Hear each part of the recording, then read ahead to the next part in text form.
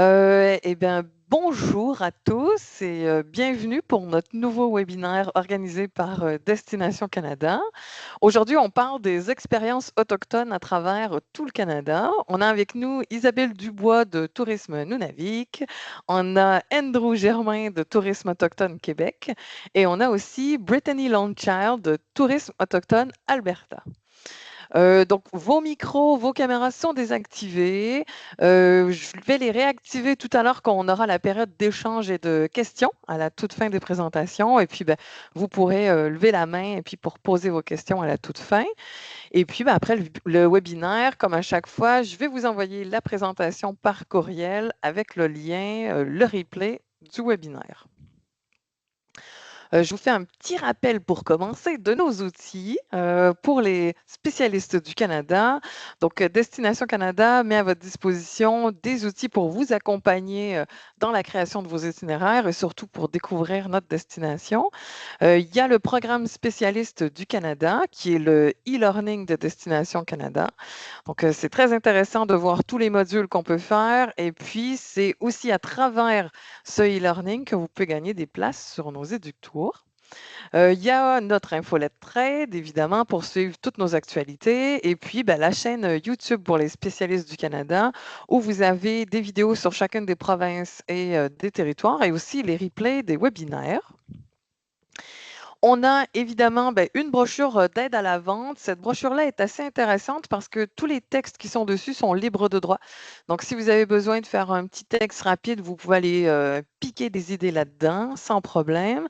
On a nos cartes estivales et hivernales qui sont disponibles en ligne, la photothèque pour aller chercher des images et des vidéos du Canada et évidemment nos podcasts, Tire-toi une bûche, à écouter sur toutes les plateformes disponibles.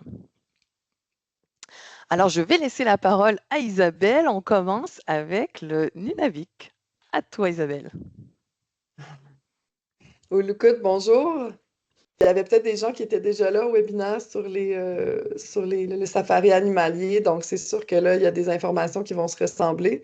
Mais pour les autres qui se joignent pour la première fois, ben, je vous invite à vous joindre à nous dans le cadre d'une aventure inuit authentique au Nunavik, dans le Grand Nord du Québec. Maintenant, tu peux changer la slide. Donc, pour commencer, le Nunavik en chiffres, ben, le Nunavik, c'est dans le fond, c'est le tiers nord du Québec qui s'étire du 55e parallèle au 61e parallèle environ. Donc, c'est vraiment la porte d'entrée de l'Arctique qui s'étend sur 507 000 km². Donc, c'est un territoire, en fait, je ne devrais pas dire territoire parce que c'est une région du Québec pour ne pas confondre avec le Nunavut qui est un territoire canadien. Mais c'est une région qui est presque l'équivalent de la France. Donc, et comme la population de 14 000 habitants seulement, dans 14 villages nordiques, c'est vraiment un grand terrain de jeu. Et comme la population est de 90% d'Inuits, donc c'est vraiment comme leur culture qui prime. On est vraiment en immersion quand on s'y rend. Et ça fait que on a l'impression de voyager, même si on est au Québec, on a l'impression de voyager dans un autre pays. Donc, comme vous pouvez le voir sur la carte, il y a d'innombrables lacs, rivières gorgées de poissons. Et ça fait que tu peux passer à la slide suivante, Maryse. Ça fait que, dans le fond, le territoire n'est pas relié par le réseau routier du Québec, du reste du Québec. Donc, on a l'impression que c'est très loin. Évidemment, c'est à 1500 km à vol d'oiseau de Montréal, mais c'est beaucoup plus près qu'on le pense parce qu'on y va par avion. Donc, 2 heures de vol de Montréal par avion sur les ailes d'Air Inuit. Il y a des vols tous les jours vers Kuujjuaq, qui est la porte d'entrée du Nunavik, par Boeing 737, comme on voit l'avion d'Air Inuit là, sur la photo. Et avec un avion semblable aussi, Air Inuit dessert aussi Puvunittuk tous les jours, ça c'est sur la côte de Luçon, depuis Montréal, et même une fois par semaine de Québec jusqu'à Kuujjuaq. Et ensuite, il dessert tous les villages. Donc, les villages ne sont pas reliés non plus entre eux par des routes. Donc, on y va par avion aussi. Parfois des plus petits avions comme des Dash 8 ou des Twin Otter.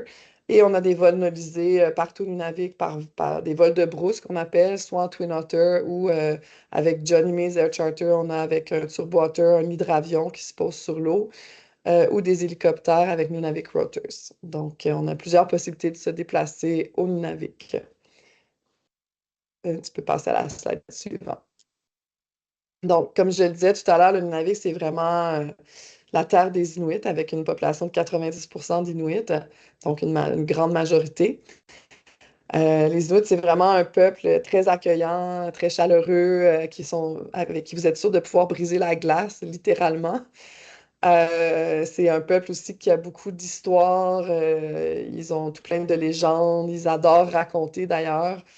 Ils adorent rire et ils ont une culture encore bien vivante qui est encore très présente, même dans la vie de tous les jours. Donc, on peut passer à la slide suivante.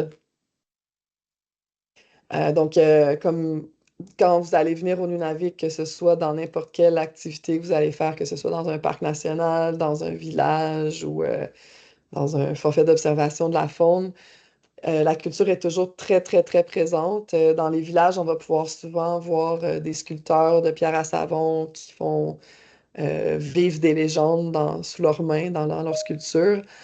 On va pouvoir aussi voir des jeunes pratiquer des jeux inuits, qui étaient des jeux que les gens pratiquaient à l'époque quand ils étaient nomades pour se garder en forme et avoir des habiletés, par exemple, pour sauter par-dessus une craque dans la glace ou des choses comme ça. On va souvent avoir la chance d'avoir une démonstration de chant de gorge, qui est un art assez impressionnant à écouter. Des sons qui viennent vraiment de profond, de guttural, qui imitent souvent les sons de la nature, souvent, ou les sons, par exemple, des patins du traîneau sur la neige. On va aussi partager le mode de vie des Inuits. Ils sont très encore, ils sont plus nomades. Ils habitent dans des villages maintenant, dans des maisons comme nous, comme vous et moi. Malgré que le mot igloo veut maintenant dire, en fait, ça a toujours voulu dire maison, mais à l'époque, leur maison était en neige. Mais maintenant, c'est une maison, c'est un igloo, en fait. Et il y a un autre mot maintenant pour un igloo en neige, igloo vigak, qui est l'igloo traditionnel, en fait. Mais c'est ça, malgré qu'ils habitent dans des maisons et qu'ils ont une vie un peu comme la nôtre de tous les jours avec des boulots du lundi au vendredi, ben, la fin de semaine, ils sont toujours encore à la pêche ou à la chasse. Ils vivent beaucoup encore de la terre. Et ils ont vraiment hâte là, de s'en aller pour le week-end, de retrouver la terre. Donc, dans les forfaits qu'on offre, ils vont toujours pratiquer leurs activités traditionnelles et partager leur butin, que ce soit un lagopède, du poisson, du caribou. Ils vont toujours être heureux de partager leur butin avec les gens, les visiteurs, et faire découvrir leur mode de vie, leur culture. Tu peux passer à la slide suivante, Marie. Donc, on en a parlé dans le webinaire précédent, la semaine, il y a 2 semaines, que vous pourrez trouver en ligne sur le site que Maryse a mentionné au début. Il a été enregistré. Mais je vais passer brièvement parce que la faune fait quand même partie de l'expérience au Nunavik aussi avec les Inuits. Parce qu'on va souvent avoir la chance de voir des animaux, que ce soit l'ours polaire qui est un peu plus difficile à trouver, le territoire étant très grand et il se déplace beaucoup. Mais aussi les bœufs musqués qui, eux, sont souvent prisonniers sur des îles l'été, donc c'est plus facile à trouver. Ils se rapprochent aussi l'hiver. Et les caribous qui traversent souvent des rivières lors de leur migration, qu'on va pouvoir observer aussi. Et que ça peut être aussi des loups arctiques, des renards arctiques, des lièvres arctiques, beaucoup d'animaux marins comme plusieurs espèces de phoques et de baleines, beaucoup d'oiseaux migrateurs, que ce soit comme la bernache du Canada, le canard eider, les guillemots de Brunique ou encore des oiseaux prédateurs comme des royales, des faucons et autres. Tu peux passer à la slide suivante. Donc, au niveau des expériences qu'on peut vivre au Nunavik avec les Inuits, on a nos parcs nationaux qui sont administrés en fait par les Inuits, contrairement aux autres parcs nationaux du Québec qui sont administrés par la CEPAC, qui est un organisme public un peu gouvernemental. Les parcs du Nunavik sont administrés par les Inuits pour la simple et bonne raison qu'ils voulaient avoir le droit de regard sur leur terre et aussi garder leurs droits ancestraux de chasse et de pêche. Donc, même si on est dans un parc national, vos guides Inuits vont quand même pratiquer la chasse et la pêche, qui fait partie de l'expérience traditionnelle aussi, l'expérience culturelle en fait. Donc, au niveau des parcs, on a 4 parcs nationaux. On a le parc national des Pigoualuit, donc qui accueille un cratère météoritique vieux de 1,4 million d'années. En fait, c'est une météore qui est tombée et qui a créé ce trou dans la Terre d'un diamètre de 3,4 km qui est presque parfaitement circulaire, d'une profondeur de 400 mètres. Il s'est rempli au fil des années avec la fonte des neiges, l'eau de la pluie. Il n'est pas plein au complet, donc on peut monter sur le bord du cratère et descendre aussi sur le bord de l'eau du cratère. L'été, on le voit comme ça a l'air d'un œil de cristal. D'ailleurs, c'est son surnom. On peut faire le tour du cratère en randonnée aussi. Et l'hiver, on peut y aller à pied aussi ou en raquette. L'hiver, le paysage est plus lunaire parce que tout est couvert de neige. Et quand la météore est tombée, ça a fait des, des roches qui sont allées un peu partout, qui ont créé des petits cratères autour. Donc, ça fait vraiment un paysage lunaire. On peut s'y rendre en ski de randonnée d'un refuge à l'autre, accompagné par des Inuits. Et au pied du cratère, il y a un refuge principal, un genre de camp de base sur le bord d'un lac où on peut faire du kayak aussi avec les gens. On peut faire la pêche. On peut aller se promener en bateau. Il y a des sites archéologiques, des anciens sites de tentes inuits. Donc, et l'hiver, ils vont aussi peut-être construire des igloos avec vous si la neige s'y prête. Donc, c'est vraiment toujours une expérience culturelle, les guides étant tous des Inuits, sauf une personne souvent qui agit comme intermédiaire, qui fait partie du groupe. Mais sinon, on est vraiment avec les Inuits et on partage leur mode de vie au quotidien. On va passer au prochain parc, qui est le parc national Kurundjuak. Kurundjuak, en fait, se partage la chaîne des monts Turngat avec le parc national des monts Turngat qui est du côté du Labrador. En fait, les monts Turngat, ce sont comme la frontière naturelle entre le Nunavik et le Labrador. C'est aussi la chaîne de montagne la plus haute au Québec avec le mont d'Iberville qui culmine à 1646 mètres. L'expérience estivale est moins culturelle parce que on va faire beaucoup de trekking, on va faire le sommet du mont d'Iberville et les Inuits ne marchent pas que pour marcher.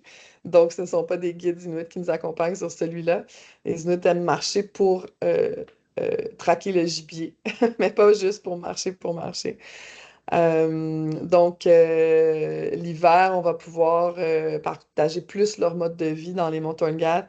Vraiment, ils vont monter une tente qui est un toupik qu'on voit là, sur la petite photo avec les aurores boréales, avec un tapis de sapinage de branches d'épinette noire, un feu de bois, un poêle à bois. Et là, ils vont faire la chasse aux lagopettes des neiges. On va pouvoir se le partager, en manger sur le feu. On va faire une partie de pêche sur glace. Vraiment une expérience très culturelle l'hiver, plus que l'été, comme je disais, qui est accompagné avec des guides de montagne au lieu de guides inuits. Donc, encore une fois, une expérience vraiment incroyable avec les Inuits. Donc, on passe au prochain parc, le parc national Tursiook, qui est le plus grand parc national du Québec, avec plus de 26 000 km², donc qui fait la taille de la Belgique, si je ne me trompe pas. Donc, c'est un autre petit pays en soi dans le grand pays qui est déjà le Nunavik. Le parc national Tursiook, en fait, son nom vient du fait il est relié avec la baie d'Hudson par un goulet, qui est comme une porte d'entrée, un couloir. Donc, le mot Tursook en langue inuit, en inuktitut, était comme la porte d'entrée dans l'igloo. On avait comme un petit tunnel qui reliait vers l'igloo pour rentrer dans l'igloo pour empêcher le vent de rentrer. Donc, c'est de là que vient le nom Tursuyuk. Et il s'ouvre sur le lac Tassouillac, qui est en fait le lac Guillaume des Lilles aussi en français, qui est un très grand lac et qui est ceinturé de cuesta hudsonienne qu'on voit sur les photos ici. C'est une formation rocheuse de montagne assez particulière qui rappelle un peu le Far West américain, si on veut. Mais c'est vraiment une expérience. Encore une fois, l'été, on va aller avec les Inuits, on peut faire du kayak de mer, on peut aller aussi en canot à moteur avec eux. À la pêche, ils vont souvent avoir des filets pour retirer le poisson. Ils vont faire sécher le poisson dehors. On va dormir sous la tente, le Tupic dont je parlais tout à l'heure. Et l'hiver, c'est plus un trip comme avec déplacement en motoneige, mais on peut aussi faire du ski de randonnée. Et aller aussi aux chutes Nastapoca qu'on voit sur la photo ici, qui sont assez impressionnantes. Donc, encore une fois, et le parc est comme un carrefour culturel parce que c'est un endroit où les Inuits et les Cris se rencontraient. Donc, il y a encore des vestiges d'endroits comme ça où ils se rencontraient. On va voir des restants de tipis avec les arbres qui tiennent encore debout. Il y a un ancien poste de traite de la Compagnie de la baie du Son aussi. Donc, une expérience, encore une fois, tout à fait authentique auprès des Inuits et aussi des Cris. On passe à la slide suivante. Donc, le plus jeune parc, le parc national Oulitanuyalik, qui lui est seulement pour l'instant ouvert l'été. Il couvre en fait la rivière Georges, qui est une rivière fameuse d'expédition en canot. Donc, il accueille chaque année déjà, même avant qu'il soit un parc, il y avait des gens qui venaient faire une expédition en canot camping sur la rivière Georges, autonome. Le parc va faciliter ces expéditions-là avec une aide logistique, mais on a aussi maintenant une expérience qui va être avec des guides inuits. Pour la portion en canot, il y a aussi des guides nautiques. Et on va descendre une partie de la rivière Georges en canot et se rendre dans le secteur du mont Pyramide, qui est un peu l'icône du parc, et faire de la randonnée à cet endroit. Donc, c'est encore une fois une belle terre à découvrir. Et il y a une pourvoirie de pêche qui se situe dans ce parc qui est gérée par une famille inuite. En fait, c'était une des premières pourvoiries à ouvrir dans les années, fin des années 60, début des années 70. Donc, c'est quand même un site intéressant à voir et rencontrer aussi les gens qui s'occupent de la pourvoirie, qui sont tous des Inuits, hein, une famille. En fait, ça s'est passé de père en fils et de frère en frère et de fils en petit-fils. Donc, voilà pour les parcs nationaux. Et on ne pourrait pas parler du Nunavik et de la culture inuite sans parler de l'hiver parce que, bon, on sait que les Inuits sont passés maîtres dans l'art d'apprivoiser l'hiver. Donc, on peut faire cette expérience on a une compagnie comme Ungava Polo Ecotours qui offre des forfaits sur mesure où on peut faire un peu ce qu'on a envie de faire pour découvrir l'hiver à la façon des Inuits.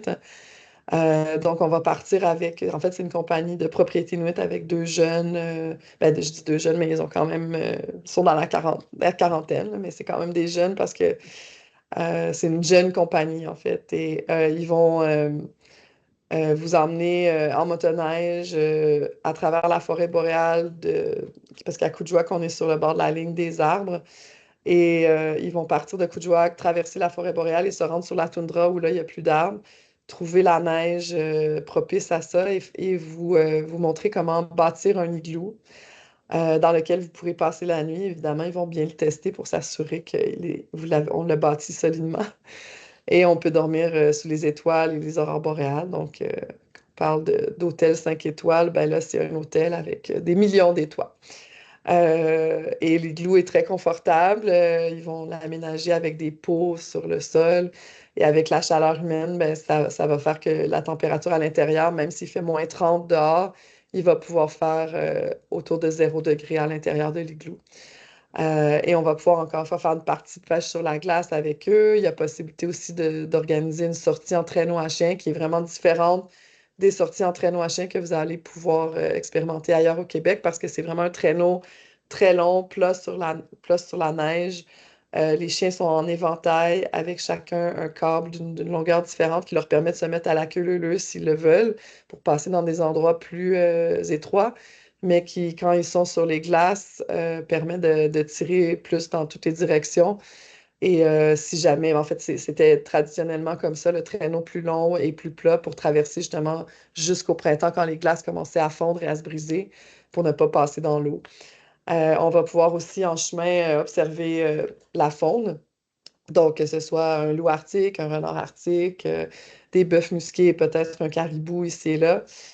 Donc, une expérience, ça vraiment, moi, en tout cas, moi, je trouve que c'est l'expérience la plus authentique qu'on peut vivre au Nunavik pour vraiment apprendre à connaître la culture des Inuits comme ils la vivaient à l'époque quand ils étaient nomades et qu'ils vivaient dans des igloos.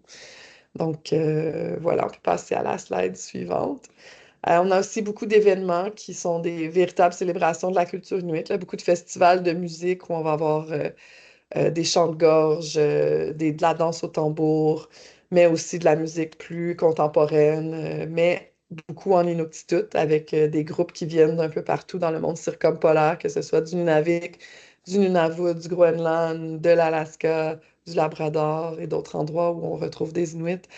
Et il y a aussi une course de traîneau à chien annuelle, la course de traîneau à chien Ivakak, qui honore cette tradition. Et c'est vraiment avec l'équipement traditionnel, le traîneau traditionnel, les chiens huskies qu'on appelle Rimmick, donc que vous connaissez peut-être sur le chien esquimau canadien, mais on les appelle Rimmick. Nous, c'est des chiens peu races que les Inuits ont réussi à sauver malheureusement de l'assimilation que le gouvernement a voulu faire subir aux Inuits en abattant leurs chiens dans les années 60 et 70.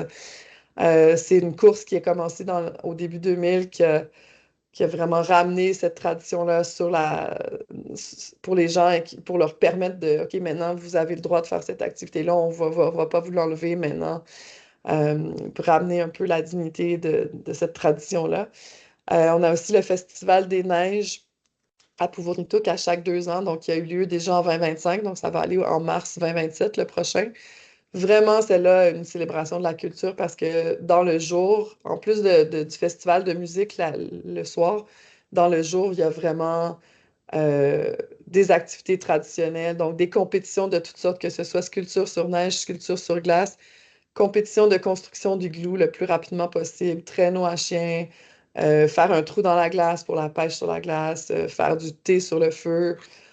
Donc ça, c'est vraiment une belle expérience pour expérimenter tous les activités traditionnelles des Inuits.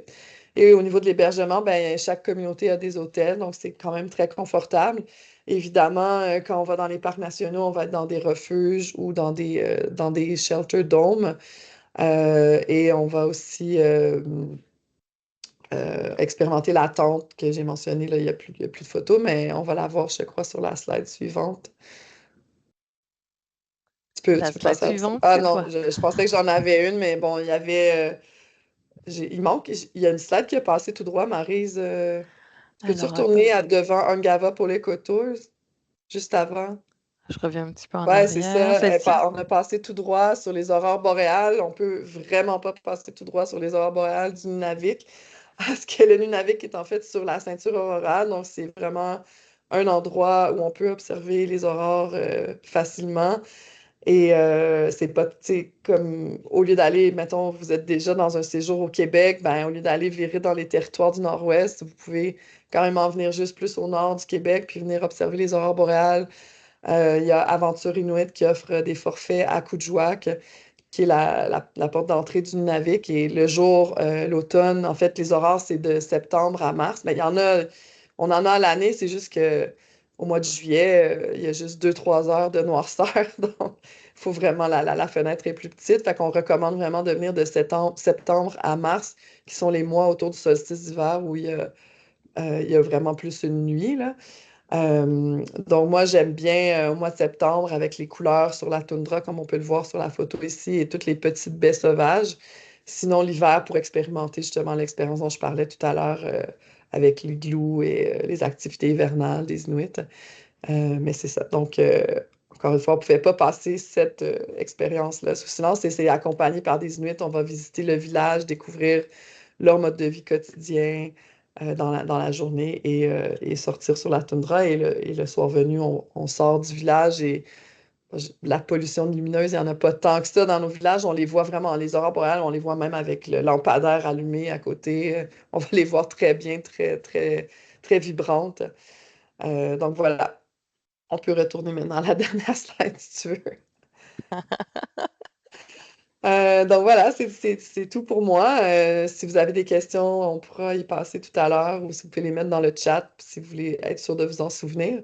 Mais si vous avez besoin de plus d'informations, mes coordonnées sont là et vous pouvez me contacter sans problème. Et si vous avez besoin aussi de photos pour illustrer des forfaits que vous voudriez promouvoir auprès de votre clientèle, ça va me faire plaisir.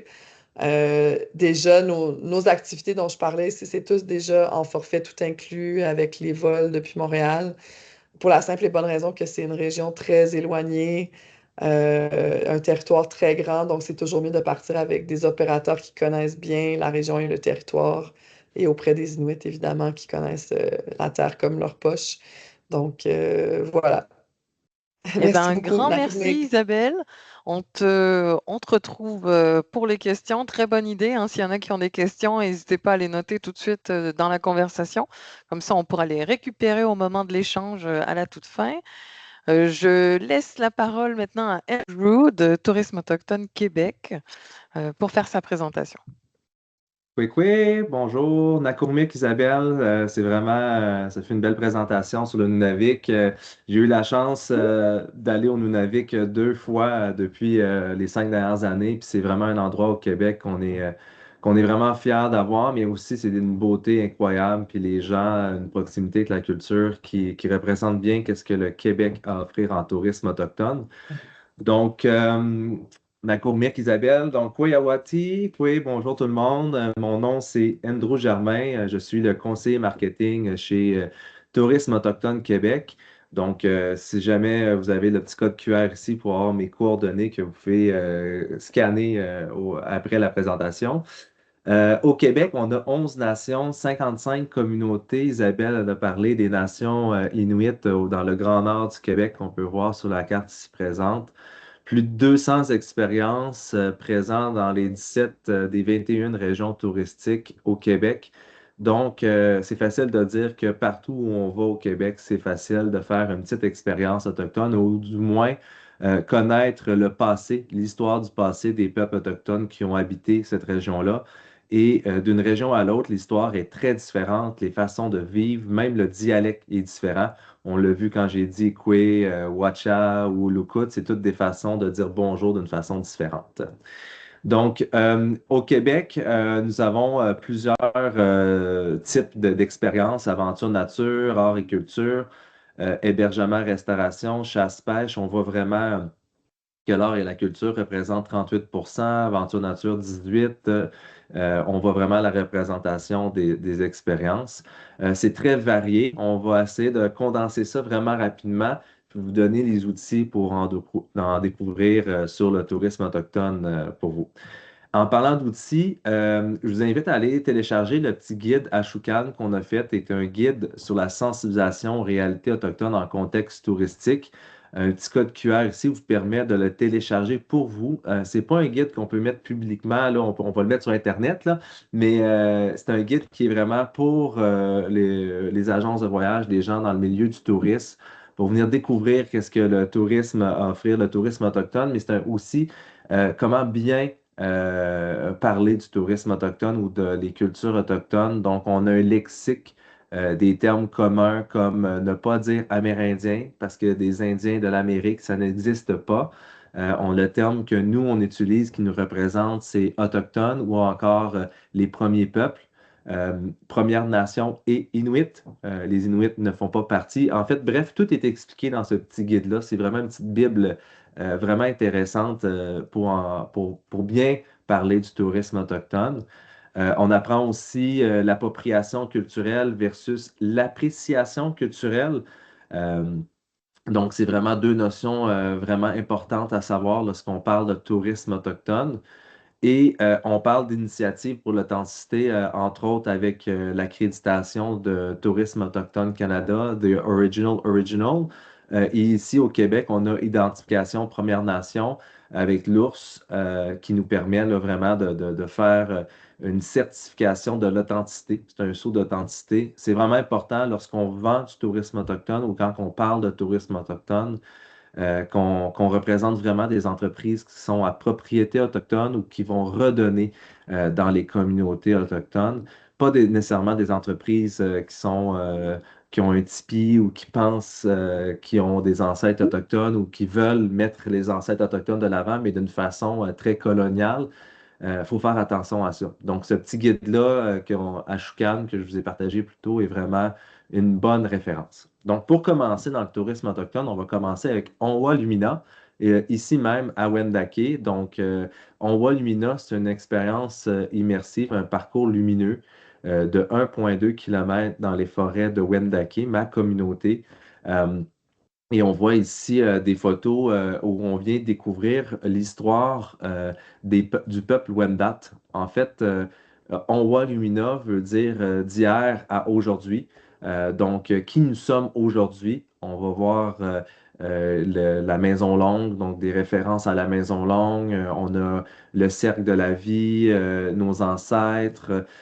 Et c'est une expérience qui est également disponible l'année longue, donc 4 mois par année. On peut aussi le privatiser pour des groupes, selon les heures d'ouverture. C'est vraiment une expérience incroyable qui nous transporte là, d'un monde qui est le nôtre, mais qui nous fait rêver par les lumières et le son. Tous ceux qui ont la chance de faire en Walmuna en reviennent vraiment charmés.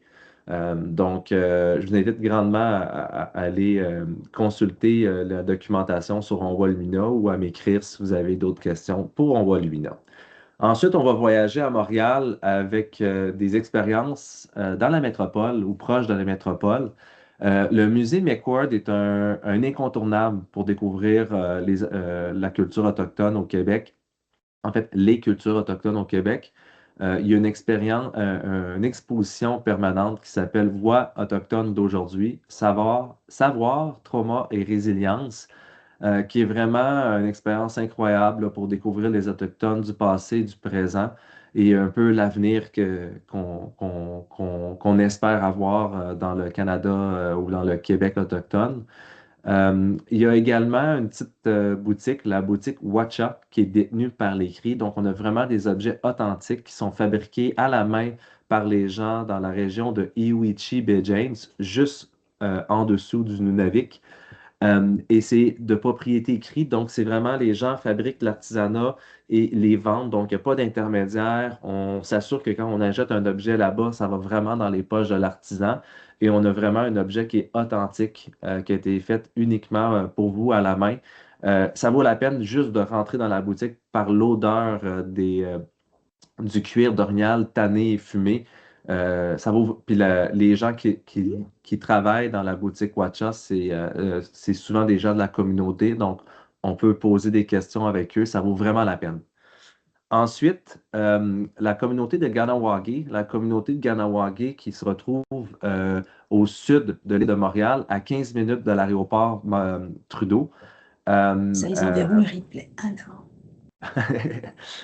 Ils ont une ouverture en mai 2026 du nouveau centre culturel. J'ai eu la chance de visiter avec quelques tour opérateurs français la semaine dernière. C'est vraiment beaucoup avancé, là, c'est vraiment beau. Il va y avoir un restaurant, une salle de théâtre, un musée.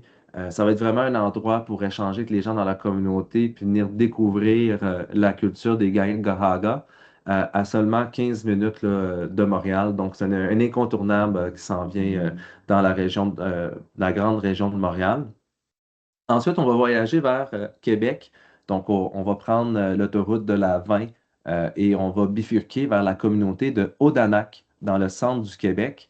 La communauté d'Odanak offre des hébergements 4 saisons avec soit un grand chalet ou 4 petits chalets, mais il y en a plusieurs autres en construction. C'est vraiment, c'est très plaisible là, dans le camping Abenaki Aventure. Et juste en face, on a le café Masco qui nous permet de découvrir vraiment des repas, on va dire de ma grand-mère, là, mais vraiment des repas qui sont préparés traditionnellement, mais vraiment savoureux. Et on peut découvrir des façons En fait, on va goûter à des poissons fumés traditionnellement.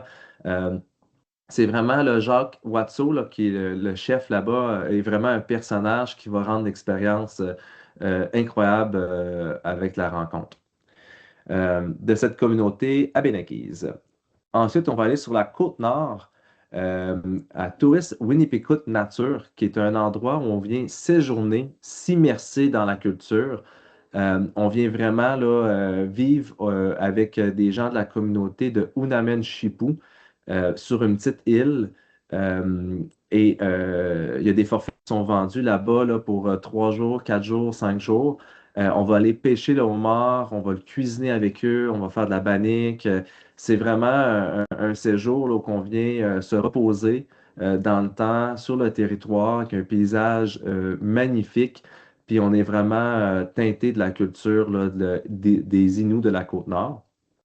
Euh, c'est vraiment, on a plusieurs expériences, comme je l'ai dit, on en a plus de 200 expériences ici au Québec, donc ça serait difficile de tous en parler, mais ça serait impossible de passer à côté de la route des Powwows qui est à travers le Canada.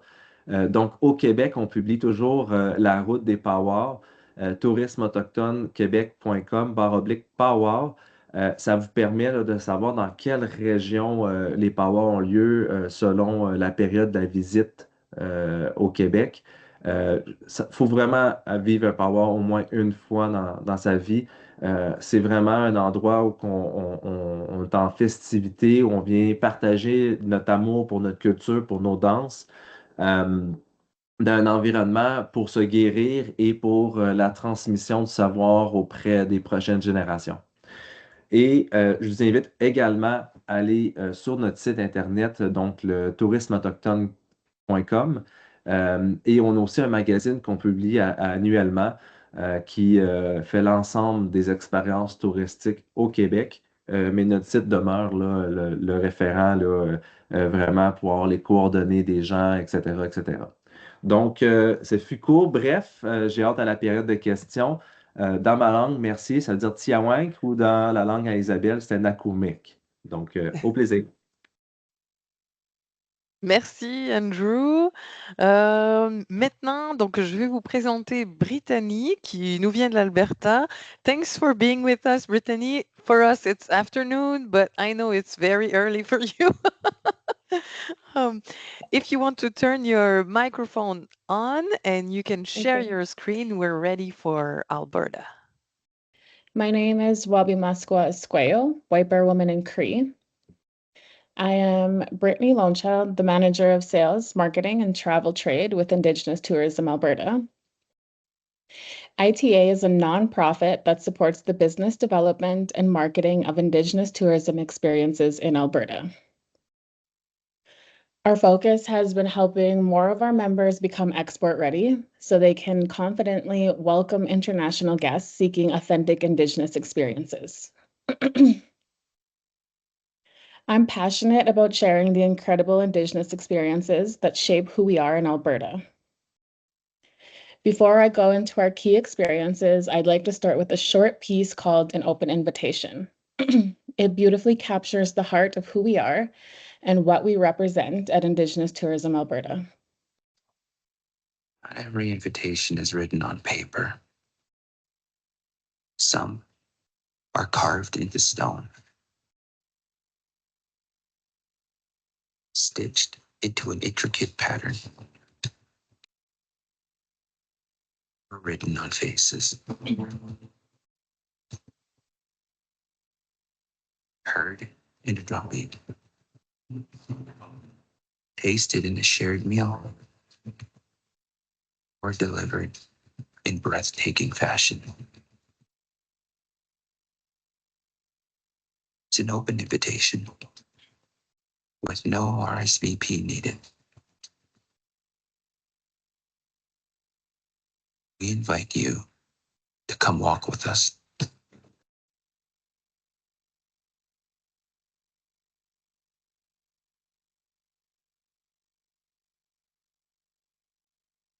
An open invitation reflects our mission to share authentic Indigenous experiences across Alberta. Now I'd like to highlight one of our key partners, Métis Crossing, and some of the incredible experiences they offer.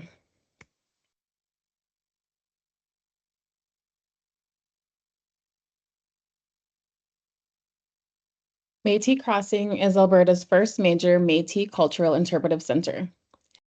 It sits on historically meaningful land, river lot titles from the original Métis settlers along the North Saskatchewan River and Smoky Lake region.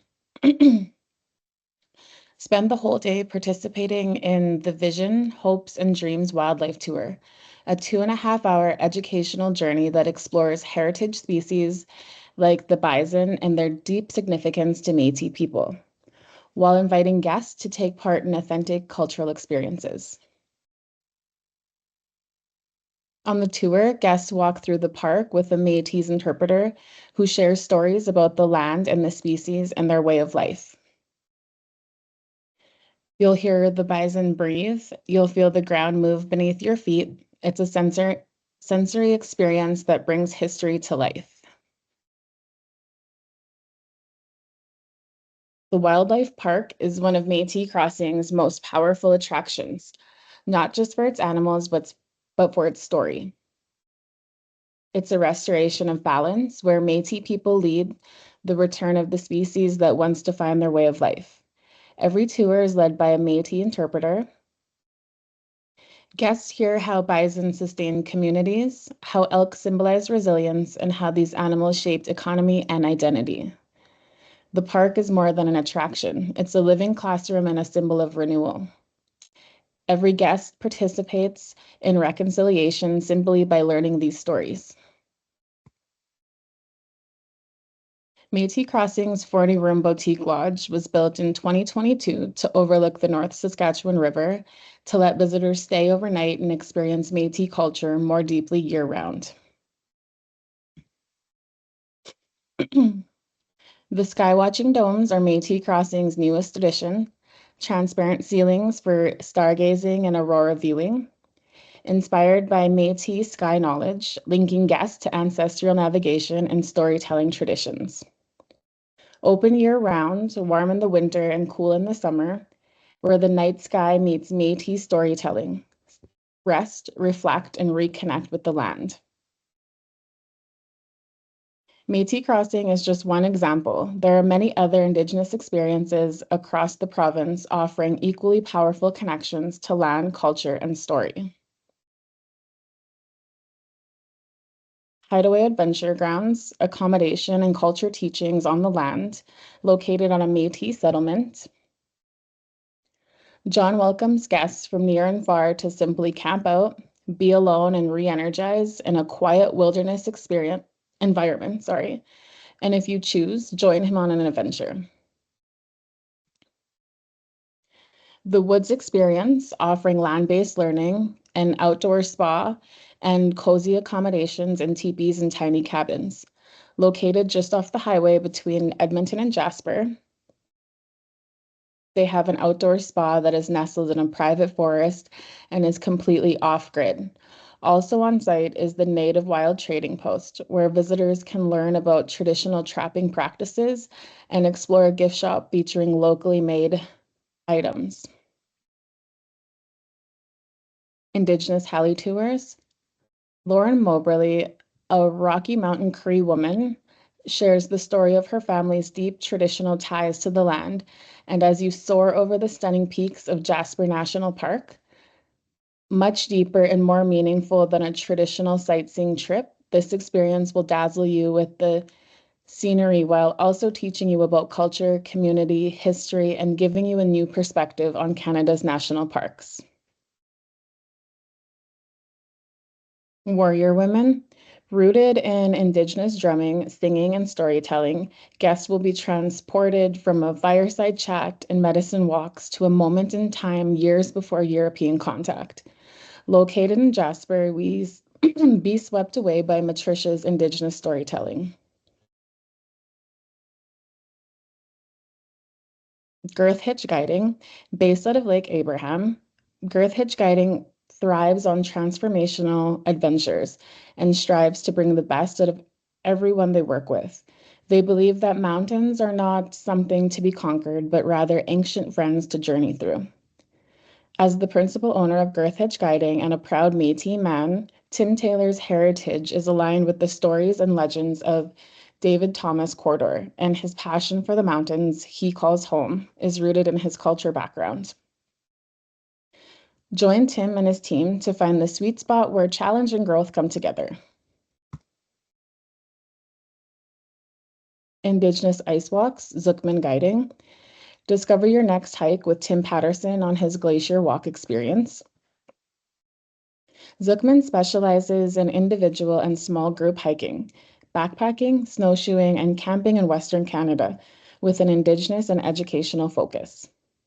Zookman also specializes in providing professional services like risk management, consultation, professional development training, and courses on Indigenous knowledge to companies and organizations, as well as other guiding companies.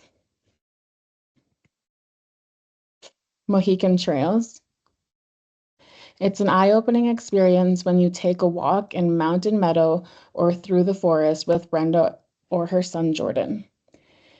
These Indigenous guides can point to and identify just about any plant, tree, or bush and tell you how it can be used to make something crucial to survival, such as fire cider for a cold, a food source, or a fire starter.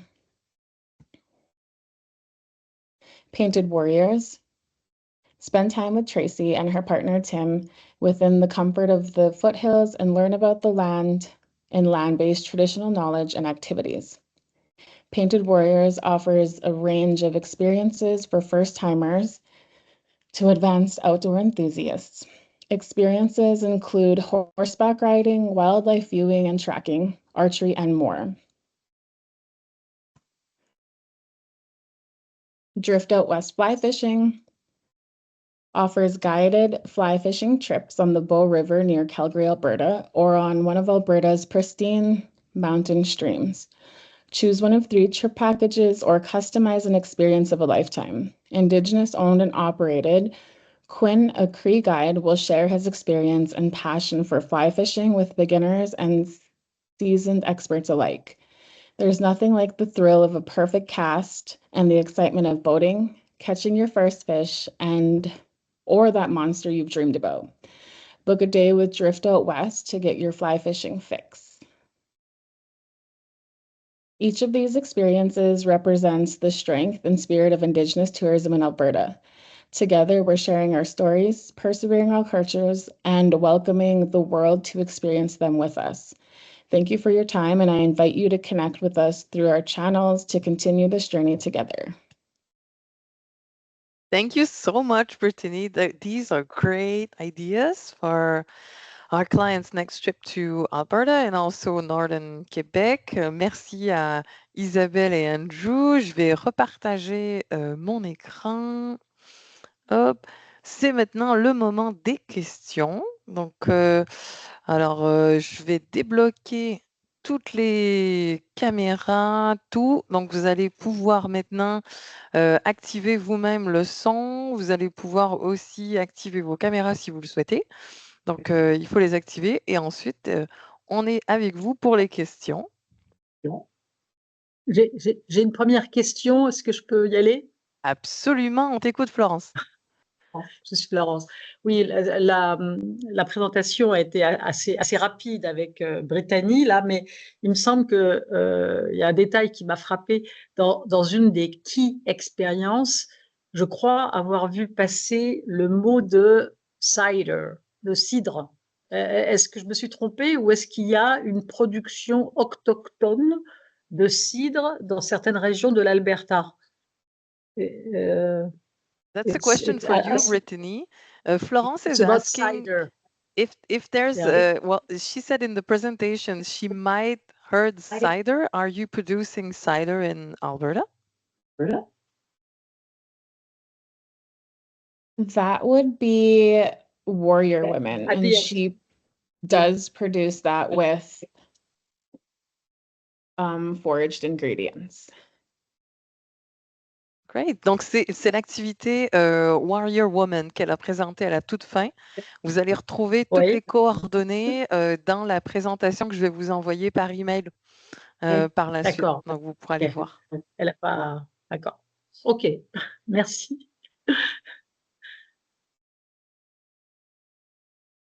Moi, j'ai une question, mais je veux couper l'herbe sous le pied de personne. Vas-y, Florence. Est-ce que dans l'ensemble des activités autochtones qui ont été proposées, est-ce qu'on peut dire qu'elles sont accessibles pour les familles qui souhaitent en savoir un petit peu plus sur les cultures autochtones? En fait, je peux C'est me valable pour tout le permettre. monde. Mm. Oui, je peux me permettre. Oui, ben, c'est sûr que la- plusieurs des activités proposées s'appliquent très bien aux familles. On le voit aussi même avec les familles québécoises ici au Québec qui veulent apprendre sur les communautés autochtones. Je crois vraiment que c'est le type d'activité là, par rapport comme mettons, On voit Lumina, c'est une activité qui s'apprête très bien aux familles. La Maison Longue ici en arrière à Wendake. Mais c'est sûr qu'il y a des activités qui s'offrent, mettons, des grosses randonnées ou des gens qu'on est plus en territoire, ben là, ça s'apprête un peu moins aux familles quand c'est en immersion, mais ça dépend vraiment. Je crois que la meilleure option, c'est vraiment de le demander à l'opérateur pour quel groupe d'âge, puis chacune des expériences, ça peut varier d'une région ou d'une expérience à l'autre.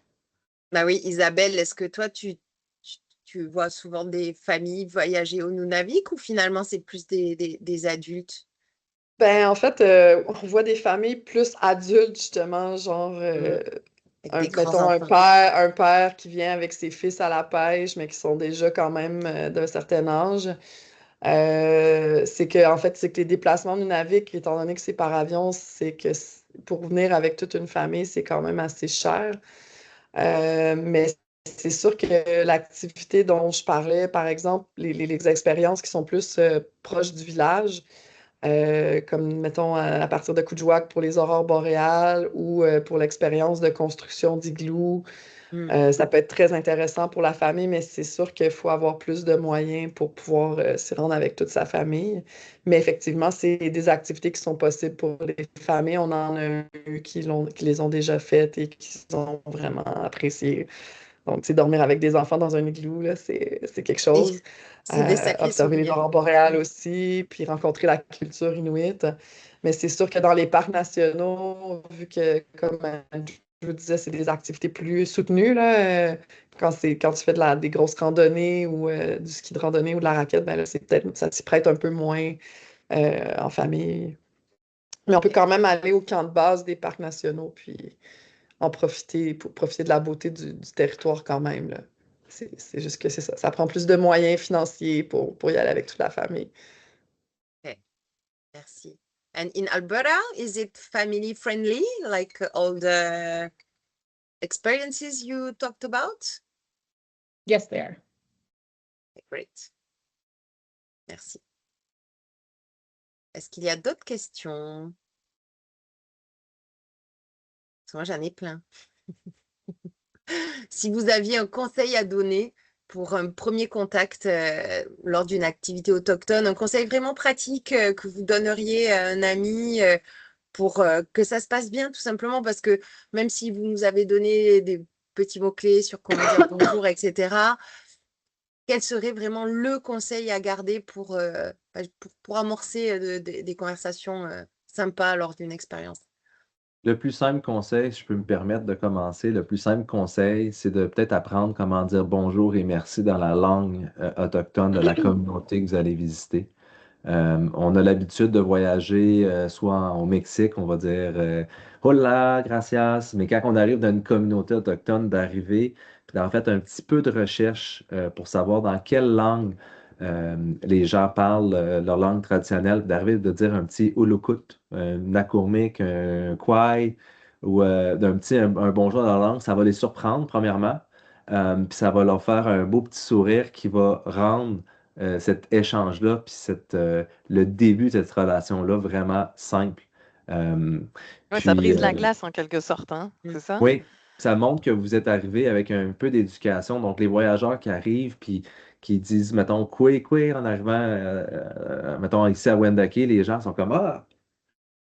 Tu sais, sont tous contents de les accueillir encore plus qu'on l'est chaleureux, les Québécois déjà en partant, mais les communautés autochtones sont encore plus chaleureuses que les Québécois, je pourrais dire, mais c'est sûr que des fois, il y a un petit glace à briser pour connaître la réelle intention de votre visite. Puis quand on arrive avec un peu de recherche comme ça, des fois, ça l'aide vraiment là, à briser la glace. OK. Et donc, on a tout sur le petit guide avec le QR code que tu nous as montré. Et c'est vrai que c'est super utile. Il faut potasser, comme on dit en bon français, avant de partir. Moi, j'ai une dernière question pour Brittany. Brittany, I have one question for you. You talked about Métis Crossing. Can you tell us how long should we plan to for visiting Métis Crossing if we want to see the whole site? If we're, for example, we're not sleeping over there, how long should we plan for? If you're not sleeping there? Yeah. Definitely a couple days.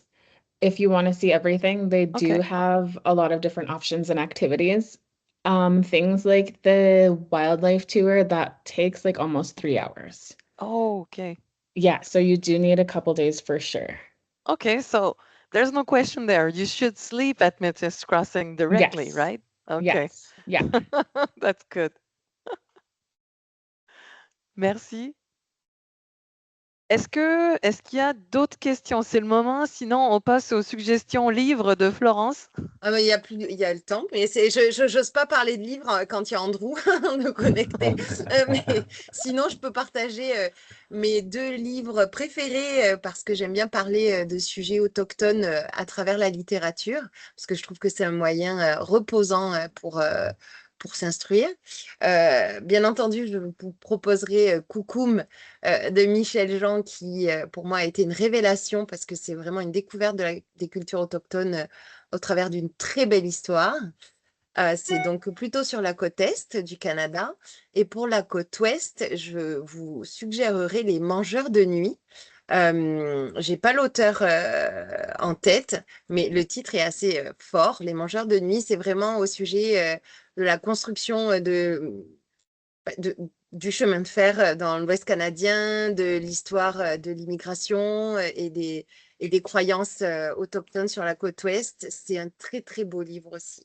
Donc voilà, Coucoum et Les Mangeurs de nuit, si vous avez envie de vous intéresser un petit peu plus profondément et à travers la littérature aux questions autochtones au Canada. Si je peux me permettre, Florence, d'en Oui, ajouter un, parce bien que tu sûr. parles de Coucoum pour les cultures autochtones, mais Michel Jean a aussi écrit un livre qui se passe au Nunavik, donc qui est plus spécifique à la culture inuit. La culture inuit est vraiment différente des autres cultures, dans le fond, des Premières Nations. Et Ça c'est s'appelle Rimik. oui, c'est Euh, l'histoire des chiens, c'est ça? Ouais, exactement. Ouais, il Ouais. est Puis ça parle fantastique vraiment aussi. Ouais, de plusieurs sujets délicats aussi par lesquels les Inuits sont passés, ouais. avec les chiens, puis avec la sédentarisation. Donc, Âme c'est sensible, intéressant. âme sensible. Ouais, C'est ouais. c'est très, ouais, ça Merci remue. pour le partage, Andrew. De toute Mm. façon, je vous mettrai dans mon mail de suivi les références des 3 livres. Comme ça, si Ouais. vous avez envie de vous faire plaisir pendant les vacances scolaires qui approchent, un petit peu de lecture, ça fait jamais de mal. Eh ben, je tiens à vous remercier. Merci à nos invités. Thanks to our guests today. Je vais vous envoyer, comme je vous disais, toutes les informations. Donc, je vous renvoie les présentations par mail. Donc, encore une fois, un grand merci à Isabelle, donc de Tourisme Nunavik. On avait Andrew de Tourisme Autochtone Québec et puis Brittany de Tourisme Autochtone Alberta. Merci à vous, chers participants. Et puis, donc, le prochain webinaire aura lieu le 18 novembre. Et on va vous parler des séjours bien-être et de la cuisine canadienne. Donc, merci à tous et à très bientôt. Merci à tous. Au revoir. Merci beaucoup. Merci. Merci, au revoir. Nakurmik!